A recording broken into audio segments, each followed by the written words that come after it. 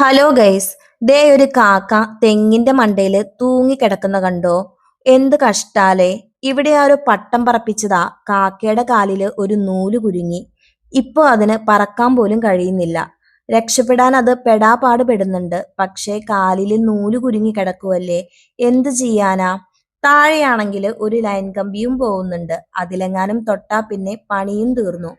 ഇത് കണ്ട നമ്മുടെ പിള്ളേര് അതിനെ രക്ഷപ്പെടുത്താൻ തീരുമാനിച്ചു. അവര് പോയി ദേ നമ്മുടെ തൊട്ടപ്പുറത്തുള്ള തെങ്ങ് കയറുന്ന ഒരു ചേട്ടനെ വിളിച്ചോണ്ട് വന്നിട്ടുണ്ട്.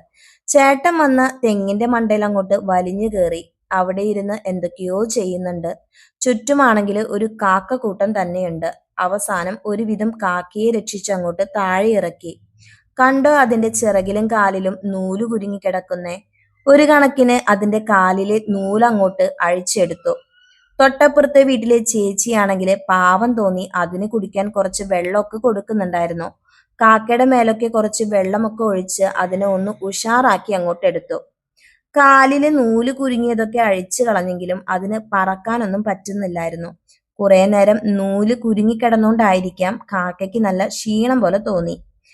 അപ്പോ അതിനെ നമ്മൾ അങ്ങോട്ട് എടുത്ത് ഒരു മതിലിന്റെ സൈഡിൽ അങ്ങോട്ട് വെച്ചിട്ടുണ്ട്. ക്ഷീണം മാറി ആശാൻ ഒന്ന് പറക്കുമോന്ന് നോക്കട്ടെ. ദേ ആളിപ്പോ നല്ല ഉഷാറായി പയ്യെ പയ്യെ പറക്കാൻ തുടങ്ങിയിട്ടുണ്ട്. അപ്പോ എല്ലാം സെറ്റായി. അങ്ങനെ നമ്മുടെ കാക്ക റെസ്ക്യൂ ഇവിടെ അവസാനിച്ചു.